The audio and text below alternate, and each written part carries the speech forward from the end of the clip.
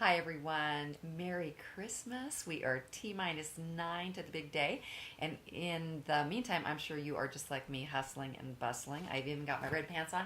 Gonna go do some errands today, get some food for my Christmas dinner. But I wanted to say thank you for your feedback. I'm so enjoying doing these videos and blogs and emails and all, and it's so fun to hear from you. If you are following me and you saw my video a couple weeks ago about how to survive a holiday party without anxiety, I got some great feedback on that. One was Kristen from California, and she said, adorable video, great information. You are the best. Thank you, Kristen. She said, I was just stressing as I'm having the party for 75 people. I was just thinking, what was I thinking having this party, right? She said, so I needed a boost to remind myself this isn't about me. Hugs and love. And Kristen, I'm so glad it was helpful to you. The next one from Kate. Thank you, Denise, for this short video. What a game changer. Thank you, Kate. She said, it's always so much about me, but this is a reminder that every day there are divine appointments. What a blessing for both them and us when we embrace that opportunity. Thank you. Exclamation, exclamation, exclamation. Kate, thank you for writing. And I'm so glad that these tips are helping. And if you missed that video, you can find that link below that will lead to it on my YouTube channel, because I truly do believe it will change your game too and give you some peace and grace. I wanted to tell you a little story today. I am a grandmother, as you know by now, if you follow me. And last Christmas, after I had moved back here to be with my family in Tacoma, Washington, I had actually broken my ankle in two places the week of our move, as you know, if you follow my blog. And I was feeling so much like the patient that my grandchildren visited. I was not capable of being what I wanted to be for them, and I was finally out of my cast, my boot, my scooter, all that stuff.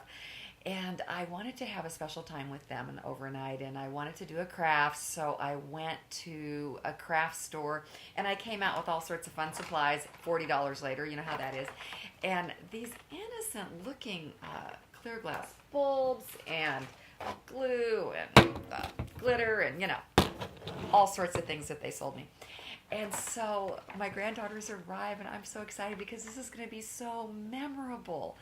And they're going to take home some wonderful gifts for whoever that we make together. And I proceeded to teach my granddaughter to firmly grasp the glass bulb as she's pouring in the glue and glitter. Well, she's very obedient, and she firmly clasped it, so firmly indeed, that the whole thing crushed in her hand. Blood is going everywhere because those fingertips do bleed.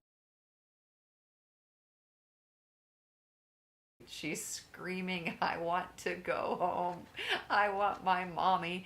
Her little sister is pulling up in the rear, peeping over the sink where we're trying to get the blood off, and I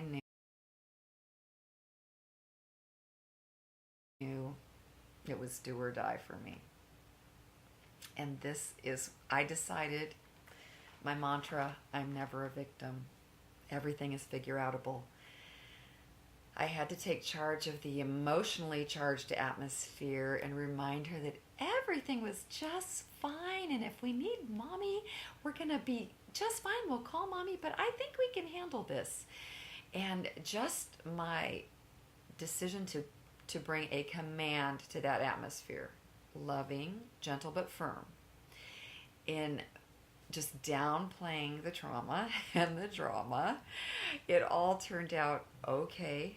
They decided to stay. We made some beautiful ornaments.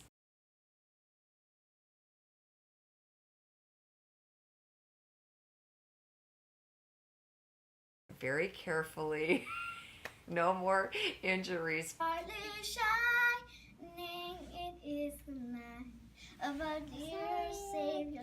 But I just had to share that with you because every time I try to make something so perfect and so right, and I try so hard, it seems like things don't go so well. recently I had some very, very special people for dinner. And once again, I wanted it to be perfect. I wanted the food to be just right. I wanted them to have the best of everything, right? And at the end of the day, I ended up being in the kitchen almost the entire night. And my husband was in the kitchen or on the back porch grilling the entire night. And we had almost zero time to really interact. We were exhausted. We could not show them the time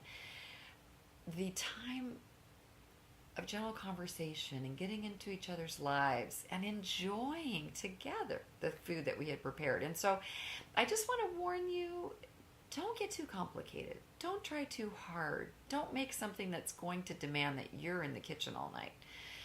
Do things that you can prepare ahead or even purchase ahead. I would rather be nibbling on a snack tray from Costco while I'm enjoying your company than trying to make the perfect beef flamboy wrapped in dough, whatever. You get what I'm saying, right? Okay, so I think that would be my biggest tip for these last 9 days is reevaluate your plan and plan ahead. And you might even want to revisit the video, and I'll post the link below on how to be irresistible at Thanksgiving, because that's going to give you a bunch of really wonderful tips, really quick tips that are going to help you through your holiday preparations in the next week.